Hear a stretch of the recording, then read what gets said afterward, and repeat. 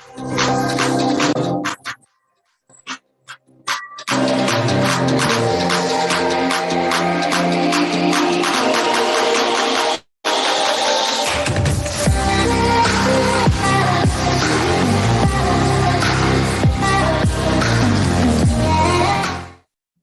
morning and warm welcome to Online Anesthesia Postgraduate Teaching Program on Zoom platform. It is sponsored by Acryla and hosted by A1 Logics. Today we have a legendary teacher, Ramkumar Venkateswaran sir, among us to deliver a lecture on airway assessment and algorithm-based airway management. He needs no introduction. For completion's sake, I like to introduce him. He has completed his MBBS and MD from JIBMER and joined KMC Manipal in 1985. He has 32 years of teaching experience at KMC Manipal. He is among the board of trustee of Mission Smile and director Medical Stimulation Center from 2009 to 2013. He is the founder chairman of All India Difficult Airway Association from 2010, and he is now editor-in-chief of Airway since inception in 2018. It is a publication of the All India Difficult Airway Association. We welcome you, sir. We are immensely pleased to have you in our platform. Over to you, sir. Thank you, Dr. Edward. And it's the. Do I have to share the screen again? Yeah. Is that okay, Dr. Johnson? Yes, sir. Yes, sir. It's clear. Great. So once again, just before we started the actual program, I had an opportunity to just talk to Dr. Johnson and some of the other organizers like Rajesh and Sivaprasad. And I said that this is a great initiative taken by Online Anesthesia, and I'm very happy to be a part of this program. The topic that has been chosen for the day is extremely important for two reasons. One is, I think, as the topic says, airway assessment and algorithm-based airway management. Airway assessment is very much a part of clinical assessment of patients. And as anesthesiologists, I don't need to emphasize the reasons why very in-depth assessment of the airway is essential towards the conduct of a safe anesthesia. So I will talk a little bit about the airway assessment, what are the various parameters we look for, and try to give you the reasons why we are looking for those parameters during our airway assessment. And in the last part of the lecture, the second part, I will go on to just the generics of algorithm-based airway management. So with this introduction, let me straight away go on to the topic. Why should we assess the airway? This is a very basic question. I don't think anybody will have any objection to this question. But yet, I need to say that all postgraduates, the first thing that they are taught is a clinical examination by the bedside. We are after all, the physicians of the operation theater, but we are also primarily the airway managers for the entire hospital, so to say, in addition to the respiratory medicine people, the respiratory therapists, and the emergency medicine people. So we constitute a group of physicians and professionals who need to concentrate on the assessment of the airway, because most of the general anesthetics, we need to administer anesthesia through the airway, and that becomes an important problem. Now, it also, by assessing the airway, we also create a zone of comfort for ourselves, rather than our having to navigate through uncharted territories. And I just like to put up this GPS icon here for the time being, because nowadays, nobody believes any science. I remember earlier in Pondicherry or anywhere in Tamil Nadu, you say, how do I get to such and such a place? You say, sir, straight up ponga, right ponga, dead end left and so on. That is the way you reach your destination. But nowadays, I think we all need to have a much more detailed approach to our destination. And in this topic, for the day, our destination is securing a definitive safe airway. And for this, the GPS that we use, the first step of GPS that we use is airway assessment. Now, there are three major components of airway assessment. When we assess the airway, what are we trying to find out? What are we trying to establish? We're trying to find out whether there are any anatomical factors that will come in the way of our achieving a definitive airway, be it an endotracheal tube, be it a supraglottic airway device, be it even face mask ventilation, or the eventual emergency cricothyrotomy. We look for all these anatomical evidences when we examine a patient to try and identify whether this patient is going to pose a problem to us in any of these steps of airway management. So anatomical difficulty is one of the reasons or one of the components of airway assessment. The second component is physiological difficulty. When we talk about a difficult airway, majority of us will concentrate on the anatomical difficulty, but we must remember that there are two other areas that can pose a lot of difficulty, and one of them is the physiological difficulty, which we'll talk about a little later, which is nothing but physiological reasons that pose a hindrance to your achieving a safe and successful airway. And finally, the contextual difficulties, which we'll talk about in a little more detail. So these are the three major components of airway assessment: anatomical to assess or evaluate or identify anatomical difficulty, physiological difficulty, and contextual difficulty. Now, what is anatomically difficult airway? It is common sense, but yet I will define it for you. Anatomically difficult airway exists when the preoperative airway examination reveals anatomical factors that could pose a hindrance, usually a mechanical hindrance, either for placing a definitive airway, such as an endotracheal tube or a supraglottic airway, or may pose a difficulty for oxygenation prior to securing a definitive airway, like, for instance, face mask ventilation. So it could be any of the aspects of airway management. And if there is an anatomical difficulty posed, we need to identify that. As far as physiologically difficult airway is concerned, we look at two categories of patients. And this is primarily, we look at patients who come very sick to us in the operation theater, or patients in the intensive care unit who have been on a ventilator for some time. They need a readjustment of the, or they need an intubation for the first time. So in the ICU, these patients are quite physiologically unstable. So the two bullet points draw our attention to: one, a coexisting medical condition that compromises oxygenation in the resting state. It could be a respiratory problem, it could be a cardiovascular problem. So if there is already a resting hypoxemia, whatever we do during our process of airway management may add to the problems. So this is one of the angles that we need to look at. The second bullet point draws our attention to an altered hemodynamics, which can also result in airway difficulties or a physiologically difficult airway. Now, much of these things have been described in very detailed manner in several algorithms, but for the benefit of our Indian audience, I have put one of the guidelines that we have brought out from the All India Difficult Airway Association in the Indian Journal of Anaesthesia 2016, with the references at the bottom. The contextually difficult airway is now a third angle to it. Anatomically difficult, we can understand there is a hindrance to the passage of a device to secure a definitive airway. Physiological, there is a problem with oxygenation or blood pressure. Finally, you come to the contextually difficult airway, which depends, as the name signifies, it depends on the context. If there is a non-availability of appropriate airway equipment, you can't blame the airway manager for not managing the airway optimally.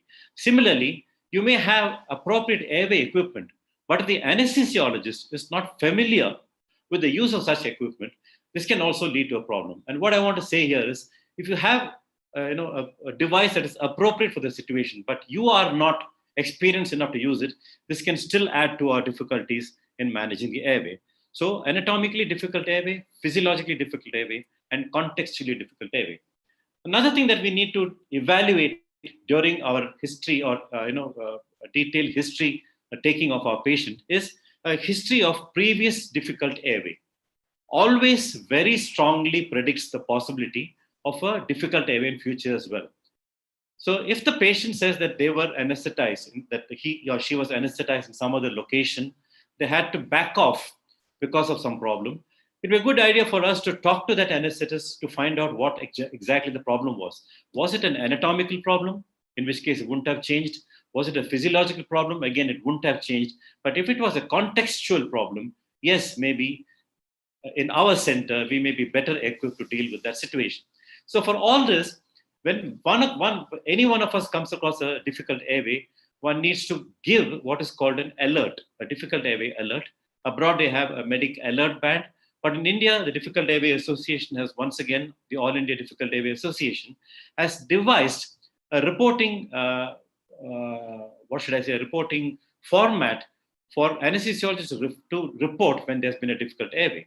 So look in a detailed history for a history of previous difficult airway and do a focused airway history and review of anesthetic records to evaluate what the problem was so that we can be better equipped on this occasion. Now, difficulty in airway management can arise from one of these five areas of airway management. It can be difficulty in face mask ventilation, difficulty in performing direct laryngoscopy, difficulty in video laryngoscopy, difficulty in placing a supraglottic airway device, and difficulty in emergency cricothyrotomy. And all of this is very beautifully described in a textbook by Tim Cook and Christensen. The chapter is titled Structured Planning of Airway Management by Law and Heidegger. The core topics in airway management is a 2021 edition of this particular textbook. And I have summarized in the next 5 slides the 5 bullet points that we need to concentrate on. So let's first look at what are the factors that lead to a difficult face mask ventilation. Now, in this slide and the next 4 slides, you'll find a list of factors that will contribute, anatomical factors that will contribute to difficulty in airway management. All of this is available in the textbooks. So I will just highlight some of the important ones. Now, presence of a full beard in the male gender who's edentalus over the age of 50 years and having a body mass index that is more than 26 kilogram per meter squared was beautifully summarized by Langeron et al. In the year 2000 as 5 of the factors that add on to difficult face mask ventilation.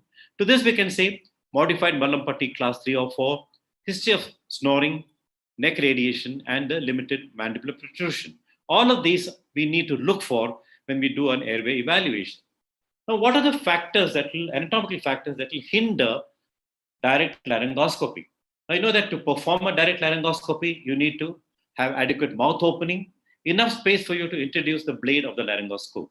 So listed for you here on the slide are several factors like limited mouth opening, a narrow dental arch, adverse dentition, meaning either loss of teeth or very loose teeth, limited mandibular protrusion, the ability to protrude your mandible into a prognathic state, short thyromental distance, modified Mallampati class 3 and 4 makes its appearance again, limited head and neck, upper neck extension, and increased neck circumference in obese individuals.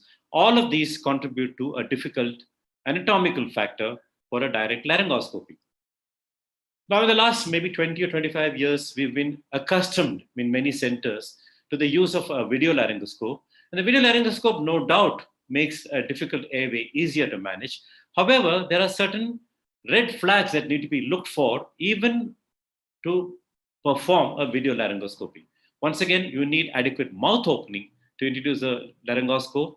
Blood or gastric contents in the upper airway can come in the way of viewing the larynx, which is an additional problem of a video laryngoscope.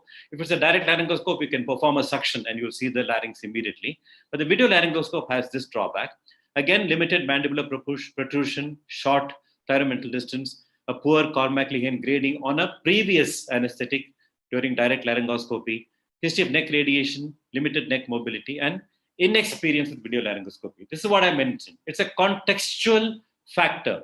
A video laryngoscope may be available, but I am not trained to use it, and therefore I should not be attempting to use it because I'm not going to be successful. So you need to be familiar with the difficult airway equipment, and that is the inexperience with a particular equipment leads to contextual difficulties. Difficult supraglottic airway insertion. Once again, you need a space to introduce at least 2 to 2.5 centimeters incisor distance or intergingival distance is required for us to introduce a bulky supraglottic airway device. So a limited mouth opening, pathology in the oral structures can give rise to a problem. Fixed neck flexion deformity of the neck, improperly applied or excessively applied cricoid force can distort the anatomical structures, and a BMI, a body mass index of more than 29 kilogram per meter square. Finally, we come to the most, possibly none of us want to face this situation, emergency cricothyrotomy, because this is the last saving step in airway management. And there are several factors that also pose a problem to emergency cricothyrotomy. And these include a female gender, age, the pediatric age group less than 8 years, thick neck like in obesity, a displaced trachea due to a tumor in the neck, overlying neck pathology, fixed neck flexion, and neck radiation. So we have now summarized what are the various factors that we need to look for that will tell us difficulty in face mask ventilation, difficulty in direct laryngoscopy, difficulty in video laryngoscopy, difficulty in placement of a supraglottic airway device, and the final step, difficulty in an emergency cricothyrotomy. Well, let's go to some of the other things that we need to look at during airway examination. Now, it's almost 100 years ago that Professor Megel suggested that sniffing the morning air position for laryngoscopy was ideal. There are various protagonists and antagonists to this view. However, by and large, even now, most of us teach postgraduates that sniffing the morning air position is the ideal position for laryngoscopy. Well, now, what does this position do? It has two components. It has a component of cervical flexion, which is the lower cervical spine, and extension at the atlanto-occipital joint. So these two movements that compose the sniffing position bring three axes into alignment. And I'm not going to go any more into this because this is a point that is, people have a pro-con session on whether sniffing position is ideal or not. But I think by and large, sniffing position does help us in the management of the airway, particularly the difficult airway. Mouth opening, I don't need to emphasize that we need adequate mouth opening to pass an instrument into the oral cavity through the oropharynx, laryngopharynx into the trachea. So it may be a direct laryngoscope, it may be a video laryngoscope, it may be a supraglottic airway device. It doesn't matter. It is important for us to assess the mouth opening. And this is assessed we assess for movement at the temporomandibular joint. And we always teach that we place one finger in front of the tragus and open the mouth. So this hinge-like movement, by opening the mouth, you feel your finger dipping into the joint of the temporomandibular space, and that is assessing the hinge-like movement of the temporomandibular joint. And the gliding motion is assessed in a slightly different way. So the hinge movement is assessed by the ability to insinuate one finger in front of the tragus while the patient opens the mouth.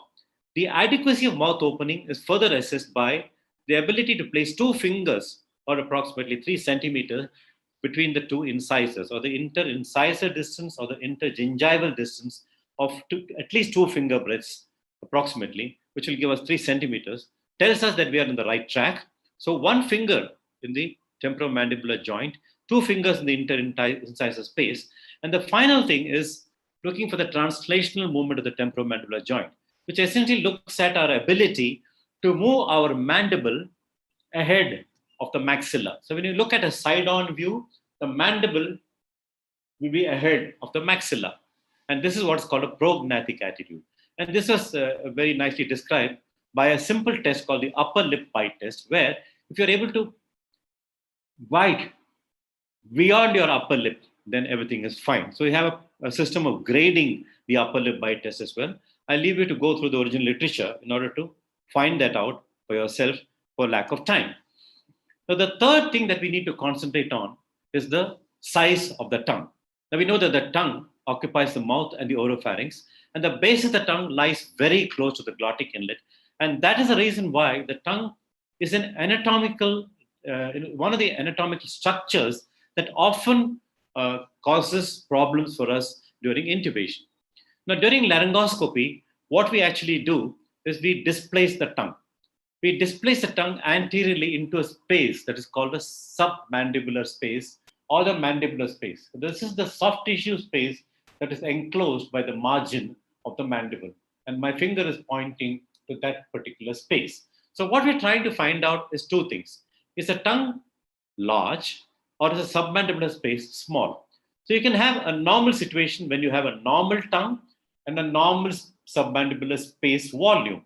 However, suppose you have a large tongue with a normal submandibular space, then you cannot displace the tongue into the submandibular area during laryngoscopy.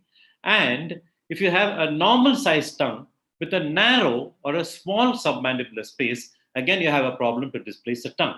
So discrepancy between the size of the tongue and the submandibular space is evaluated by what is called the Mallampati classification. And essentially, this has been modified. We look at 4 anatomical structures: the soft palate, the uvula, the fauces, and the pillars. And we can just abbreviate this as the first letter of each of these anatomical structures: S, U, F, and P. And this is what we look for in the Mallampati, modified Mallampati classification. Class 1 through class 2, 3, up to class 4. In class 1, we see all the four structures: S, U, F, and P. Soft palate, uvula, fauces, and the pillars. In class 2, the tongue is relatively larger and it blocks off the view of the pillars. Therefore, what you see is only the S, the U, and the F. That is the soft palate, the uvula, and the fauces. When it becomes class 3, the tongue is even relatively larger in size for the oral cavity, and therefore it blocks off not only the pillars but also the fauces, and therefore you see only the soft palate and the base of the uvula. And in class 4, which is the most complicated one, we see none of the above structures. You don't see the soft palate, the uvula, the fauces, or the pillars. If all these are blocked, then that augurs very poorly for our ability to displace the tongue and get a view of the larynx. So just remember Mallampati classification of SUFP, and progressively one of the structures gets obliterated from our view. So this is now looking at the relative size of the tongue to the submandibular space. Now, if you want to get an anatomical idea or a size evaluation of the submandibular space, we look for what is called the thyromental distance. Okay, from the thyroid cartilage to the chin, you look at the distance with the head extended, and you measure the horizontal distance. Again, an approximation is 3 finger breadths, or an actual value is a value of 6.5 centimeters. Right. So you have now what is called a very quick 1, 2, 3 evaluation of the airway. One finger to be insinuated in front of the tragus as you open the mouth into the temporomandibular joint space. 2 fingers between the teeth or the interincisal areas to assess the ability to pass equipment into the oral cavity, and 3 fingers from the chin down to the thyroid notch to assess the available space in the floor of the mouth to displace the tongue. We come to the next aspect of airway assessment, and that is the neck movements. Now, neck movements, I can just simplify by saying that we should have an extension of around 30 to 35 degrees. So you sit with the patient's mouth, in such a way that the maxillary teeth are parallel to the ground, and then you ask the patient to extend the head. Fix the shoulders, extend the head. The angle through which the upper teeth should move should be roughly about 30 to 35 degrees. Now, there are various methods of measuring this, and one of them is they describe that you place a pen or a pencil on the forehead and see how much distance that pen or pencil travels, and use a goniometer in order to assess how many degrees of extension you have. And the second movement is flexion. If the patient can flex and touch the sternum with the chin, that means the movement is adequate. If this range of movement is not present, then you may have a problem due to neck movements in adequately positioning the patient for a laryngoscopy and intubation. This slide just summarizes the 1, 2, 3 rule that I talked about. And this is very important because even if you do not have time to evaluate the airway in a detailed manner during an emergency, like for example, a trauma or a cesarean section, the minimum you can do is a 1, 2, 3 test, which takes just about 15 seconds. And a lot of information can be obtained from the 1, 2, 3 test and the result of this 1, 2, 3 test. This 1, 2, 3 test was taught to us when I was a postgraduate by Dr. Valerie Major, who was the chief of anesthesia at CMC Vellore. So some of you in the audience may have been also associated with Dr. Valerie Major when she was teaching at CMC Vellore. So this is a very nice and simple rule to remember for emergency airway evaluation. Now, there are some special evaluation techniques. We've not talked about what you and I can do at the bedside, but in case of doubt, you may have to go ahead and do a more detailed examination of the airway. And for this, we have the help of the radiologist and the ultrasonologist. And there are 3 specific evaluation techniques that have been described. The first one of them is the magnetic resonance imaging, which gives us a very, very detailed evaluation of the airway. However, the MRI images are static images, they're not dynamic images, and they give you an image of a particular patient's airway at that point of time. The virtual endoscopy is something that can be done from an MRI image or from a CT scan image, where you can actually, using a program that is built into the radiology software, you can actually rebuild the anatomy. So from a chest CT, you can rebuild a 3D model, so to say, which you can view on your screen, which will show you the tracheobronchial tree. And you can go down the tracheobronchial tree, you can look into the tracheobronchial tree as if you're doing a virtual endoscopy. And at different points, just beyond the vocal cords, midway to the carina, at the carina, in the right main bronchus, wherever you want, you can freeze the image and get an idea of what you can anticipate during an actual endoscopy. And this is called a virtual endoscopic technique. The last special technique that is useful to us is the ultrasound technique, which is a real-time evaluation of the airway, and it gives us an image of the airway in a dynamic fashion, in a fashion that changes with various phases of breathing, in a fashion that changes with various positions of the patient. Let's say a patient has a massive tumor sitting on the trachea. You can look at this patient's tracheal dimensions during inspiration and expiration. It's almost like doing a flow volume loop and looking at the trachea and seeing what happens to the trachea during this flow volume loop from start of inspiration till the completion of an entire respiratory cycle. You can also look at various other structures that are important, like the cricothyroid membrane. Mark it if you require, if you think so. If you think that you might need an emergency cricothyrotomy. So all these new techniques of radiological imaging and ultrasound have strengthened our ability to assess the airway. Now, with this, armed with this, fairly detailed examination of the airway, we now have a rough idea as to what kind of an airway we are going to be dealing with. Sometimes we get to know that this is a known difficult airway. So we are able to prepare for it well, right? If it's a known difficult airway, we know what is the cause of the problem. Are we armed with all the equipment and personnel who are experienced to use this equipment available to deal with the situation? Do we also have a standby surgeon to perform the tracheostomy in an emergency? All of this can be planned in an anticipated difficult airway. So when you look at algorithms that are available in the literature from several countries, I mean, I'm not going to go into individual algorithms. It is impossible to cover individual algorithms. But I'd like to point out to you that several algorithms are in the literature starting from about 20 or 25 years ago. And we can look at all these algorithms.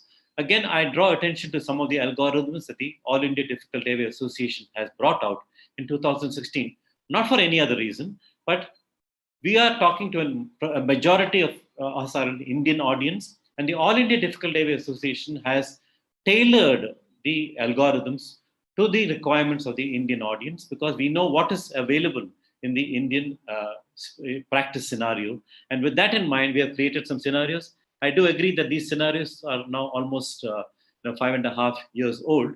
We hope to come out with new algorithms probably in another year from now. So with the anatomical, physiological, and contextual assessment over, let's now very quickly go into some of the points that algorithm-based airway management stresses. Not necessarily an algorithm from the United States or from United Kingdom or from Europe or from Australasia or from India. We will just look at some of the common guidelines that are available or algorithms that are available. What do they point a finger to? The first terminology that we need to understand is what is called an airway management strategy. The majority of algorithms actually tell us an airway plan. They don't say patient A, intubate, and end the algorithm there. They say patient A, this is your option A. This is your option B if option A fails. And if option A and B fail, this is option C. And they go on up to option D. So they give you various options through which you go. An algorithm just means that you ask a question to yourself about the patient. You get an answer.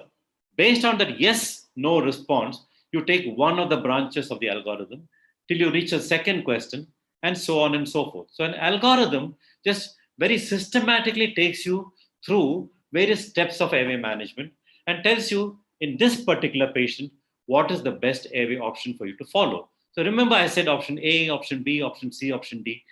be always open. Your mind, your team, and your equipment and operation theatre staff must be always working with patients with an open mind. So an airway management strategy or plan is nothing but a series of interlinked steps that logically and seamlessly, both these terms are important. It's a logical sequence, it's a seamless sequence. It needs to move from one intervention to another without having to waste time. So it is a pre-rehearsed option, it's a pre-rehearsed strategy that is known to the entire team. It's not that Dr. Ramkumar is managing the case and therefore only Dr. Ramkumar should know, but in that case, nobody else will come to Dr. Ramkumar's assistance when he needs that assistance. So discuss the entire plan with your team, and that is what is called an airway management strategy. Essential equipment, skilled personnel, and a surgeon to perform tracheostomy must be available in order to go through a pre-planned, interlinked airway management strategy in a safe and secure manner. Remember that if you do not do this, a failed airway is often due to failure to plan for failure. All of us are very experienced. Some of us think that, I have 35 years of experience under my belt. I can never go wrong. And the reason for that is just a 3-letter word, and that is spelled as E, G, and O. That is ego. And none of us should have any ego, especially when it concerns a patient's airway on which the patient is dependent for his or her life. So always be prepared for failure. If you do not plan for failure, you might result in failure, and that will result in a failed airway. A defense colleague of mine once used to say that the more we sweat in peace, the less we bleed in war. And that's another nice way to look at it. The more we sweat in peace, the more we plan and plan. You may take 2 hours to plan an airway management and it will be over in 2 minutes. Okay. However, if you plan for an airway management in 2 minutes, you may struggle for the next 2 hours to successfully manage the case. So I think ideal time management, ideal strategy management is very important, which is why I put this slide first. We're about 30 minutes into our lecture, and the time now is 10:30. I am definite I'll be able to finish on time, and I'll leave some time for questions. The next aspect that all, algorithm-based airway management strategies talk about is positioning.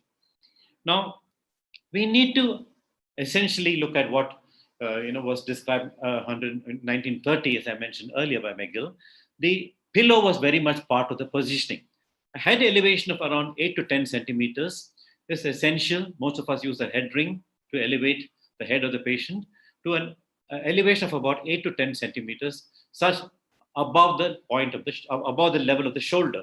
So the shoulders resting on the table, the head should be about 8 to 10 centimeters above the level of the shoulder. This is the typical position in which we start our airway management.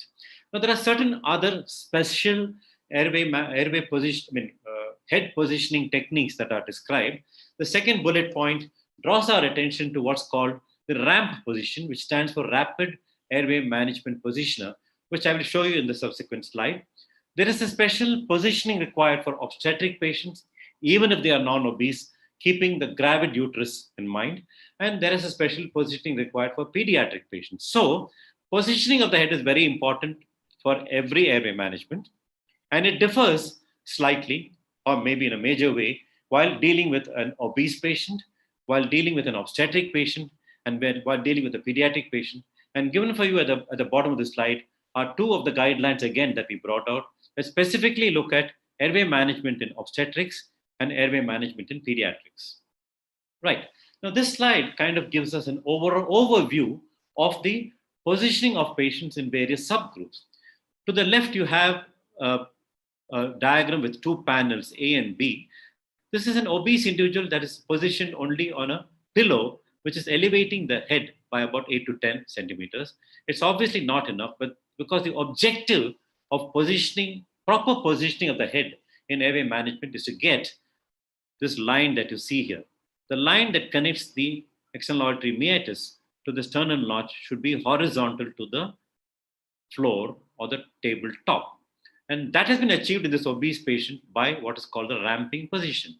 It may be a single device called a elevation pillow. It could be multiple blankets that are available in plenty in the operation theater. But essentially, position your patient's head in such a way that when looking at your patient's head in a profile view, means from the side, you will notice that the external auditory meatus is at the same line as external notch. And this will give you the best possible shot at airway management. Coming to the lower right diagram, you have somebody, this is an obstetric patient, and here an assistant is displacing the gravid uterus to the left side, taking the gravid uterus off the inferior vena cava and avoiding what is called the aortocaval syndrome. The head of the patient we are not shown here in this particular picture, but the head and neck, there's nothing different in an obstetric patient, unless they are also obese, in which case you will use this left uterine displacement along with the ramp movement. Now let's look at a little more detail about this positioning of children. Starting with an infant, we know that the infant's head is relatively large, and that is from intrauterine life. The large head actually needs us to elevate the shoulder of the patient. So very often when we are managing children, usually under the age of, let's say, 1.5 to 2 years of age, we usually use what's called a shoulder roll or a thin pillow in order to make sure that this side profile is obtained for you to intubate the infant. Notice that there is nothing under the occiput of the child. When the child grows a little bit beyond the age of 2 years, up to, let's say, 12 years of age, or up to about 8 years of age, I correct myself, 2 to 8 years of age, you can have nothing under the shoulder or the head of the patient. The relative sizes of the shoulder, of the chest and the head are now grown in such a way that you get optimal positioning of the head with no pillow and no pillow either under the head or under the shoulder. Eventually, as a child grows older into adulthood, you will need to use the classical pillow under the head, as I described earlier. Right, so this is a bit about special positioning that we need to look at after looking at the algorithm that tells us the stepwise approach to airway management. We need to spend a little bit of time on oxygenation because we know that oxygen sustains life, right? And the first thing that even an intern posted to anesthesia is taught is how to pre-oxygenate the patient coming up for a general anesthetic. So early on in our anesthetic career, we are taught how to pre-oxygenate our patients. And what does pre-oxygenation do? Pre-oxygenation, which is administration of oxygen prior to the induction of anesthesia, replaces all the nitrogen in our functional residual capacity in such a way that an average of 2 to 2.5 liters of functional residual capacity is now filled completely with oxygen. What was it filled with earlier? It was filled with 2.5 liters of air, which had only 20% oxygen, which means about, if you take 2.5 liters as the functional residual capacity, at the start of pre-oxygenation, we have only 500 ml of oxygen inside the lungs. But if you adequately pre-oxygenate your patient, I'm not going to go into the technique. Adequate pre-oxygenation can be 3 minutes to 5 minutes of normal tidal volume breathing, or it could be a vital capacity breath. 4 to 8 vital capacity breaths can be done. We can do 1 minute of vital capacity breath. Several things have been described in literature, but the end point of pre-oxygenation is to look at what is called a fraction of end tidal oxygen. Many of us are fortunate to nowadays work with machines, anesthesia workstations that actually show us the inspired oxygen and the end tidal oxygen.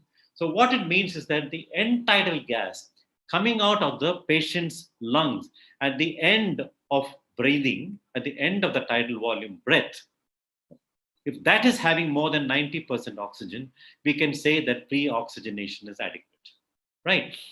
Now, most algorithms also emphasize the fact that you must continuously oxygenate. When I was a postgraduate, we were taught that pre-oxygenation is important. And if you fail to achieve a definitive airway at your first attempt, you need to reapply the mask and re-oxygenate your patient, which is what the third bullet point says. Re-oxygenate your patient between attempts at intubation or supraglottic airway insertion. So now you're in the process of achieving a definitive airway. At any point you find that you're not able to do that in your first or your second attempt, and you're looking at your monitor, we'll come to that a little later, and your monitor says that the saturation is dropping below 95%. It is time that you think of re-oxygenating your patient. So the first step is pre-oxygenation. All of us do it for a general anesthetic. The second step is re-oxygenation between attempts. And what most algorithms have now come out with is what is called continuous oxygenation, which is nothing but administering oxygen at a rate of 10 to 15 liters per minute through binasal prongs. You can apply a binasal prongs, take it over comfortably over the ears of the patient, and even when you start pre-oxygenation, you can have 10 to 15 liters of oxygen flowing in through the nasal passages into the oropharynx and laryngopharynx and nasopharynx. What it is doing is, we know from our knowledge of oxygen therapy that it fills up the reservoir of the nasopharynx, the oropharynx, the laryngopharynx, and whatever is available in the oral cavity. All the air in this area is displaced and filled with 100% oxygen if you administer 10 to 15 liters of oxygen per minute during continuous oxygenation technique. The majority of anesthesia workstations also have an auxiliary flow for oxygen. So you have an auxiliary flow meter for oxygen. You can connect your nasal prong to this, and the main oxygen supply, which comes through the flow meter bank, can be applied through your breathing circuit to the face of the patient. So oxygenation is extremely important, and very often people talking about the importance of oxygenation say that there are 3 points that are important: oxygen, oxygen, and oxygen. Do not fail to oxygenate your patient. Do not miss an opportunity to oxygenate your patient. The other thing that's come out now in the markets in the last maybe 6-7 years is Dr. Anil Patel's and Nuray's device, which is called Thrive. Some of us may be very fortunate to have this in the operation theater or in the intensive care unit. What this device basically does is, with tight-fitting nasal prongs, it goes one step beyond the administration of continuous nasal oxygen that we talked about in the previous slide. It's not 10 to 15 liters of oxygen. It is anywhere between 50 to 70 liters of oxygen per minute, and it is humidified. And therefore, it's called transnasal, humidified, rapid insufflation ventilatory exchange. And please, all of us must read this paper. It's extremely important. I've come to almost the last 5 minutes of my lecture. Remember that you can administer oxygen as much as you want. Hyperoxia will not kill in a short-term administration of oxygen. If you administer 100% oxygen for days together, like in the ICU, you can, I agree, get pulmonary oxygen toxicity. But oxygen given at 100% level for short periods of time during airway management will not kill. But the bottom line is important. Hypoxia will surely kill. Please remember that while hyperoxia will not kill, hypoxia surely will. And that's what we're trying to avoid by oxygenation, reoxygenation, and continuous oxygenation. How do we know that we have oxygenated our patients adequately? Now, there are two equipment. Monitoring has made anesthesia very safe in the last 25 years or so. And the two equipment that I would place my money on that has made anesthesia safe is what is shown in the two panels at the bottom: the pulse oximeter and the end-tidal carbon dioxide monitor. Obviously, one tells about oxygenation and the other tells about the carbon dioxide elimination. It also tells us, most importantly, that if a carbon dioxide waveform is seen, if a capnograph waveform is seen, the device is properly placed. It could be a supraglottic airway device, it could be an endotracheal tube. And the pulse oximeter value on the left that you see, remember that 95% is the number we are looking for. Drops below 95, raise an alarm. Now call for help as early as possible. Press the panic button early rather than late. Also, when you have an anticipated difficult airway, it's preferable to have a colleague either informed. Tell the person, I know you're available 2 operation theaters away in an operation theater complex. I'm starting such and such a case, and I would like to examine this case with you.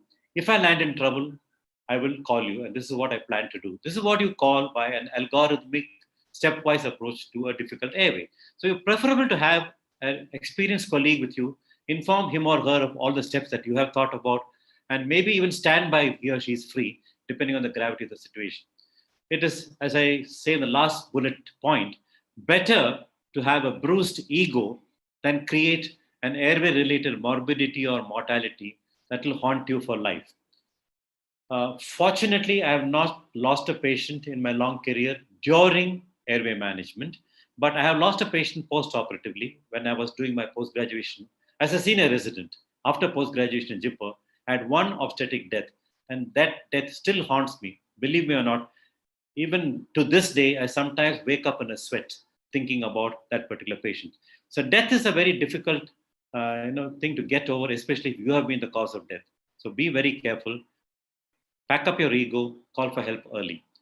Extubation strategy, I just like to say that when one is faced with a difficult intubation, plan for a safe extubation. And we have one algorithm designed in the All India Difficult Airway Association, which looks at just how you extubate your patient. A pearl of wisdom from this particular article would be that intubation may be performed with diligence. If you're well trained, you've done hundreds of intubations over the last 20 years, you may manage to intubate even a difficult airway. But extubation needs intelligence. Do not extubate a patient who has been difficult to intubate unless you are sure that you will be able to manage the patient's airway post extubation. Now, in summary, in the last 45 minutes or so, what I've been talking about is two aspects in my lecture. The first aspect was how do we or what do we assess when we perform an airway assessment? And I said that we look at three components of airway assessment. We look for anatomically difficult flags, red flags, that tell us that this patient's airway may be difficult to access because of anatomical difficulties. We look for a physiological problem that may be coexisting in this patient that will only add to the woes of the patient and the airway manager like you and me. We finally look at a contextual element, which means this patient is ideally intubated with a fiber optic bronchoscope. I do not have one, or I have one, but I do not have the expertise to use it. It is a contextual red flag that tells you in the airway assessment that the airway management can be difficult. Bullet point number 2, we went through the difficulties in 5 possible steps of airway management. I obviously don't have time to go through all of them, but I said that we look for factors in our airway assessment that tell us that we may have a difficulty in face mask ventilation, we may have a difficulty in intubation using direct laryngoscopy or video laryngoscopy, we may have a problem in placing a supraglottic airway, we may have a problem in an emergency cricothyrotomy, and each of these steps is to oxygenate my patient, and each of these steps have very unique anatomical features that will make the airway management difficult. So look for all of this in your airway assessment.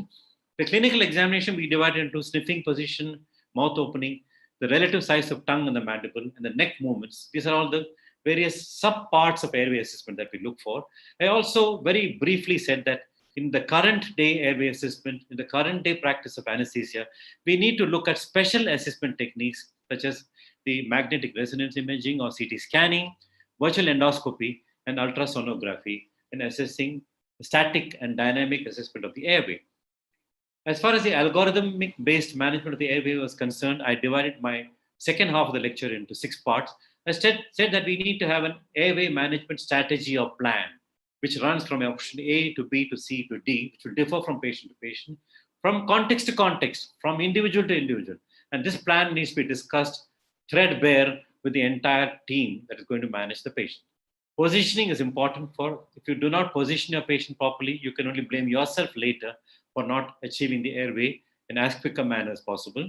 I underscored the importance of oxygenation by using 3 terms: pre-oxygenation, continuous oxygenation, and reoxygenation. I said, press the alarm button, press the panic button to call for the airway, to call for the help, call for help as early as possible. Don't be late, because you may land up with a problem. I said, as far as monitoring is concerned, constantly look at your pulse oximeter and capnograph to tell you clues as to when you're going wrong, and always have a plan for extubation. With this, I thank the online anesthesia group for this invitation. I enjoyed speaking to you over the last 47 minutes on airway assessment and the algorithmic approach to airway management. I specifically thank Dr. Edward Johnson for this invitation, Dr. Rajesh for constantly keeping in touch with me, making sure that I am in line, on target for this lecture today, and also Dr. Gomati, Dr. Shantini, Dr. Shivprasad, and Dr. Sandhya for giving me this wonderful opportunity to be part of the online anesthesia initiative. Thank you very much. Thank you so much, sir, for a wonderful tailor-made lecture for the postgraduates. Thank We you. know your capability. You can talk to the consultant, any level you can talk, but you made it as a tailor-made for the postgraduate. That is great, sir. Thank you. Thank you so much. Thank you. Actually, we are waiting to hear more from you, sir, but with the time being, the time is restricted. We are curtailed to 45 minutes. There are some questions I will ask. Yes. Yes. One question from Dr. Lavanya. In case of difficult airway, what are the different forms of NIV methods available? Okay. You can see if it's a child, you can use a tight fitting nasal prongs. That also gives NIV. In an older patient, a nasal mask or an oronasal mask is perfectly okay. This is what is described in the paper that I talked about, the All India Difficult Airway Association paper on ICU management. It talks about non-invasive ventilation with a mask. It could be nasal mask or a oronasal mask. A nasal mask obviously will give us a little more flexibility because we can then perform a procedure through the mouth.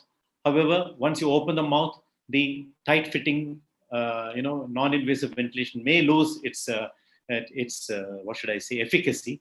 Having said that, these are the ways you can manage with non-invasive ventilation. And I think you can just use whatever the patient was on until that point of time.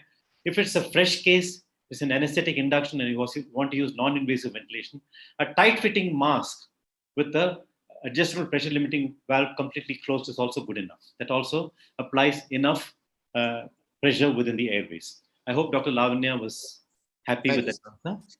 Yes. Otherwise, please put up a subsidiary question. I'll try and answer it better.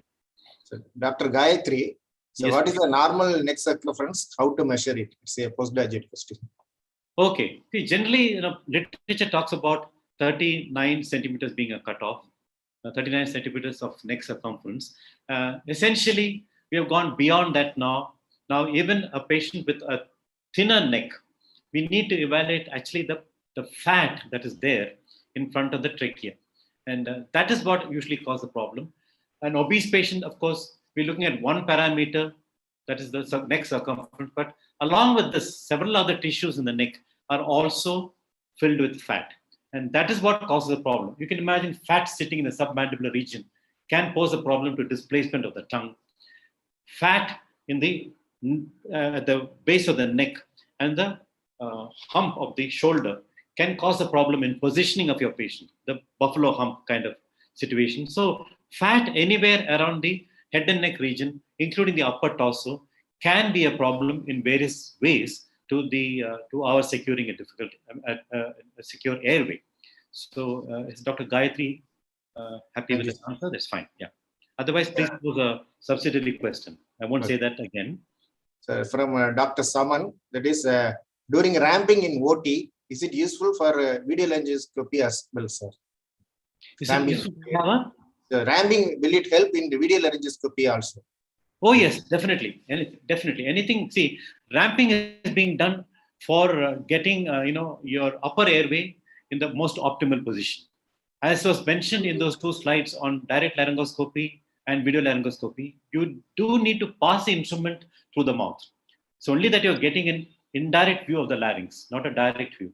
That's the only difference. So ramping also is important for when you're planning a video laryngoscopy. Yes, definitely. Thank you, sir. Thank you, sir. Another question, what is the difference between modified Mallampatti and original Mallampatti? And original, okay. The original Mallampatti had only 3 classes. And it was modified by Samson and Young to add on a 4th class. That's it. So original Mallampatti described only 3. So they were, and for your information, there's also a modified Mallampatti class 0. If somebody can answer that on the chat, I'll be really happy. But I seem to have lost my chat. I don't know. So what do you see? Something else which you don't expect to see. You open the mouth. Epiglottis. Epiglottis. That's right. Epiglottis. This was described by a person called EZRI. Esri's modification. It is a class 0. And I have had a few people in my department, who were my postgraduates initially, then went on to become staff, in whom I was able to demonstrate this to whoever wanted to see it. They open the mouth, you see the epiglottis. Then you think it's going to be extremely easy to intubate, but don't be misled.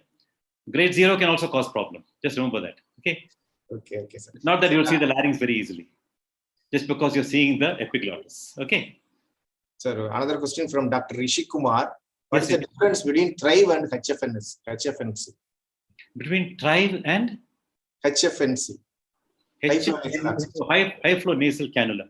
They're essentially the same. Thrive is actually a name given by the perpetrators of this technique. Dr. Anil Patel and Dr. Nure, when they describe this, Dr. Anil Patel is an anesthetist working in an ENT setup. And his co-author, Dr. Nure, they described it, they called this equipment Thrive. THRIV. It's just one of the techniques. There are many. OptiFlow is one of the things that's available in the market. There are many techniques that use the same principle. High flow humidified oxygen administered through a relatively tight-fitting nasal prongs can be called high flow nasal cannula. It's the same thing. It's the same thing. There are different companies making it.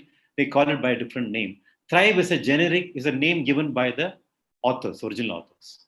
Okay. So from Dr. Elias, so how to proceed with the edentulous patients? Excellent question. In fact, I wanted to say this while I was speaking. Generally we think that edentulous patient, you don't want to knock the dentures into the oral cavity and disappear into the trachea during the process of intubation. But I would say, if the patient has a full set of dentures, upper and lower denture, ask them to bring it to the operation theater. Keep the dentures on during face mask ventilation. And remember to take it off during the act of laryngoscopy and intubation. The presence of both the dentures gives you the proper facial contour for you to apply a proper fitting mask. Excellent question. Thank you for that. I missed this point while I was presenting. Okay, sir.